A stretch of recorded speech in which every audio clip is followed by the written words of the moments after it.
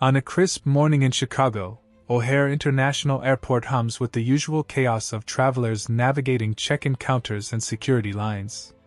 Among them is Dr. Vanessa Brooks, not her real name, to protect her privacy. Vanessa, a 47-year-old black woman, is the CEO of Horizon Ventures, a prominent venture capital firm known for backing cutting-edge startups. With a PhD in economics and over 2 decades of experience, she has built a reputation as a trailblazer in an industry where black women represent less than 1% of venture capitalists, according to a 2023 report by the National Venture Capital Association. Today, she is boarding Skyline Airways Flight 472 to Los Angeles to finalize a $3 million investment deal with a tech startup developing sustainable aviation technology. A deal that could transform Skyline's fleet and boost its market edge. Vanessa strides through the terminal, dressed in a tailored navy blazer, crisp white blouse, and sleek trousers, her designer briefcase in hand. Her first-class ticket for Seat 1B reflects her success, earned through years of navigating corporate America's glass ceilings. She's traveled this route countless times, but today, as she boards the plane, an unsettling feeling lingers. The cabin is half full, with passengers settling in, stowing bags, and flipping through in-flight magazines. Vanessa finds her seat, places her briefcase in the overhead bin, and prepares to relax for the 4-hour flight. Before she can settle, a flight attendant, whom we'll call Karen, approaches. Karen, in her early 30s with a tightly pinned bun, speaks in a clipped tone. "Ma'am, can I see your boarding pass?" Vanessa, accustomed to routine checks, hands it over with a polite smile. Karen examines the pass, her brow furrowing. "There's an issue," she says. "This seat is reserved for first-class passengers." Vanessa, maintaining her composure, points to the pass, clearly marked for Seat 1B. "This is my seat," she says calmly. Karen hesitates, then insists. "There must be a mix-up. Let me get my supervisor." Nearby passengers glance up, sensing the tension. Vanessa, no stranger to microaggressions, feels a familiar knot in her stomach.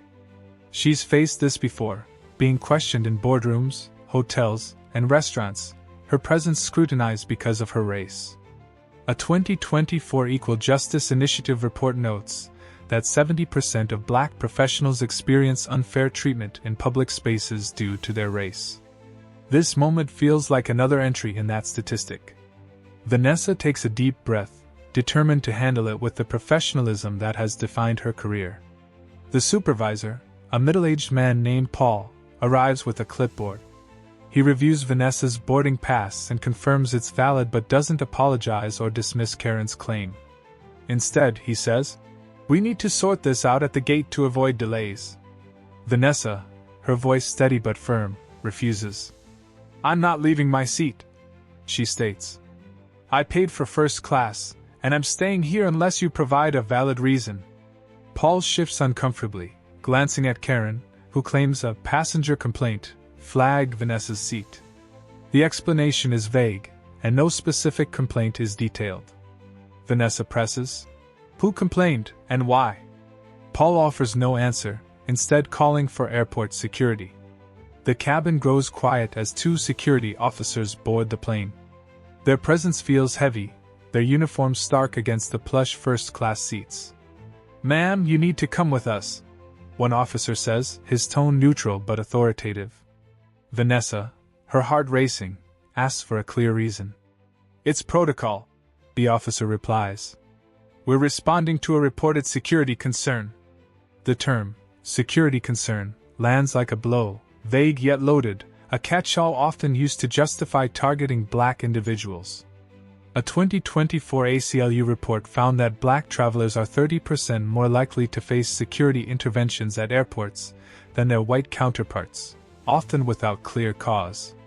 Vanessa knows the optics of resisting could escalate things further. She's seen videos of black passengers forcibly removed from flights, the images seared into public consciousness. With passengers now watching, some whispering, others pulling out phones to record, she makes a calculated decision. "I'll comply," she says, "but this is about bias, and I won't let it go unaddressed."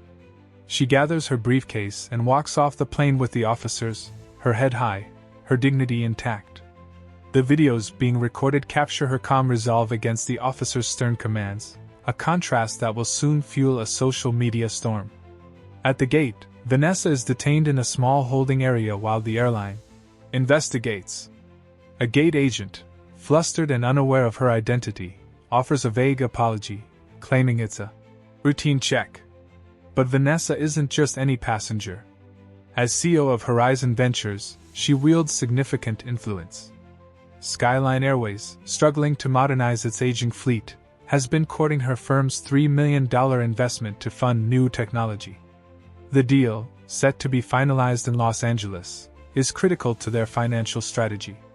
Vanessa, now seated in the sterile holding room, pulls out her phone and makes a call to her board.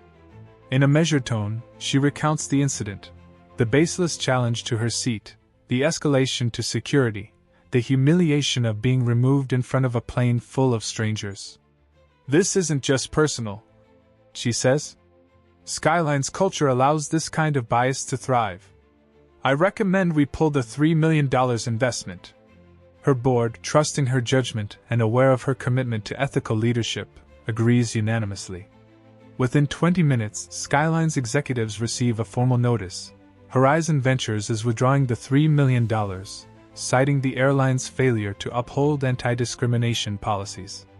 The decision sends shockwaves through Skyline's corporate office. The funding was a lifeline, expected to boost their stock value and signal investor confidence.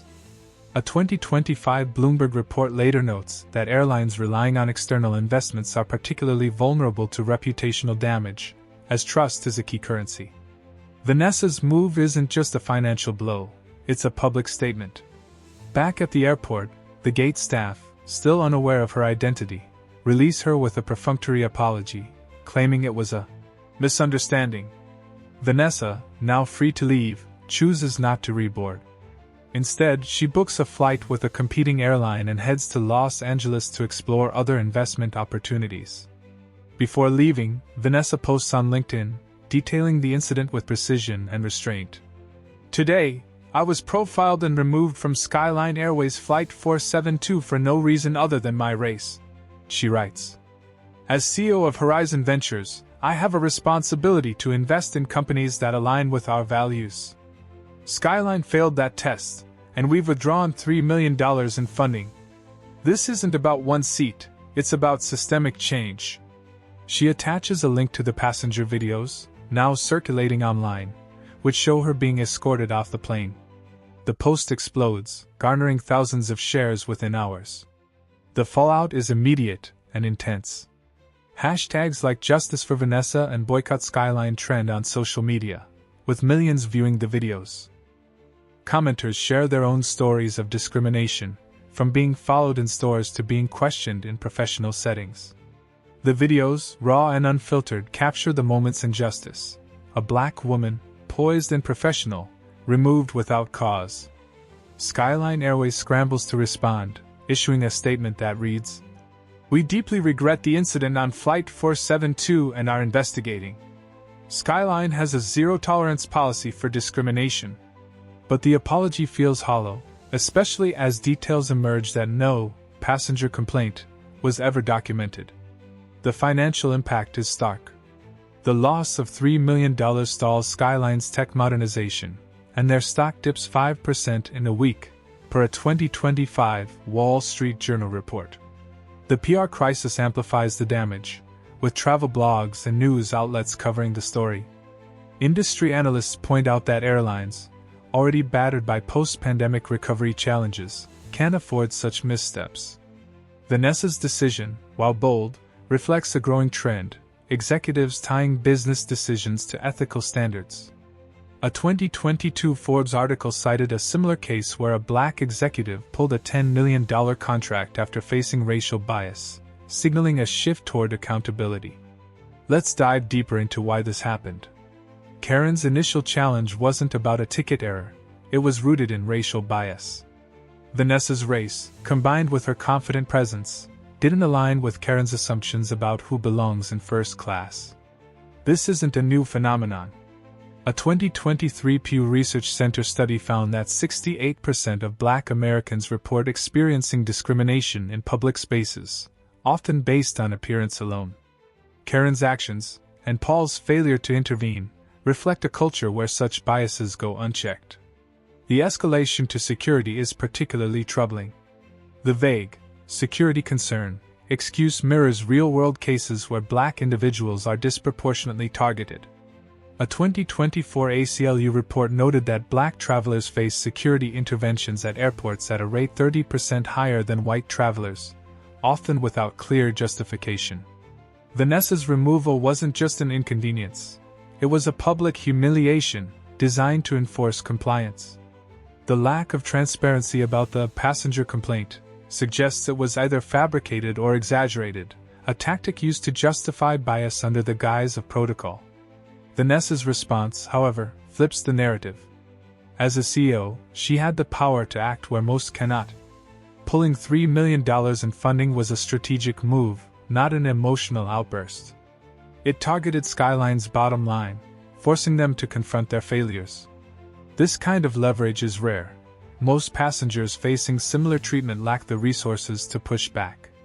A 2024 Harvard Business Review article highlights that Black women in leadership face unique challenges, navigating bias with limited recourse. Vanessa's position gave her agency, but her story underscores the need for systems that protect everyone, not just those with influence.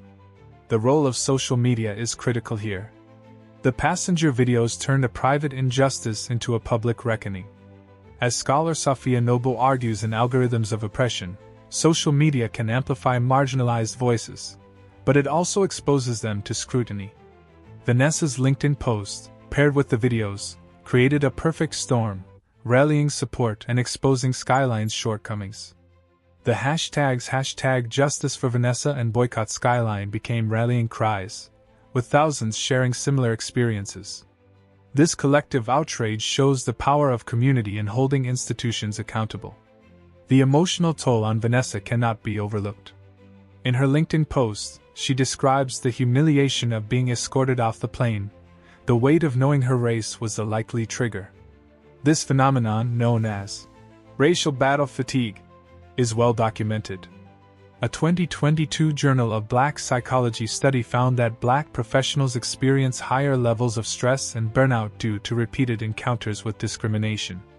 Vanessa's composure was a shield, honed by years of navigating corporate spaces, but it came at a cost. Her ability to act decisively didn't erase the personal impact of being targeted. Bystanders played a pivotal role. The passengers who recorded the incident helped amplify Vanessa's story, ensuring it wasn't swept under the rug. But most stayed silent, watching as she was removed. Silence, as activist Ibram X. Kendi notes, often enables racism by allowing it to go unchallenged. Imagine if more passengers had questioned the crew's actions or supported Vanessa in the moment. Allyship doesn't require power, it requires courage. The videos, while powerful, highlight a missed opportunity for real-time intervention. Skyline's response raises further questions. Their apology and investigation are standard damage control, but they failed to address the root issue. Why did the crew and security act so swiftly to remove a Black woman based on a baseless claim? A 2023 Federal Aviation Administration report found that only 40% of U.S. airlines mandate regular anti-bias training for staff, a gap that allows incidents like this to persist. Vanessa's decision to pull funding forced Skyline to confront their shortcomings, but lasting change requires more than a single act.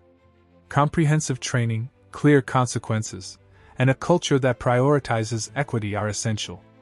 The broader implications are profound. Vanessa's story sits at the intersection of race, power, and corporate accountability.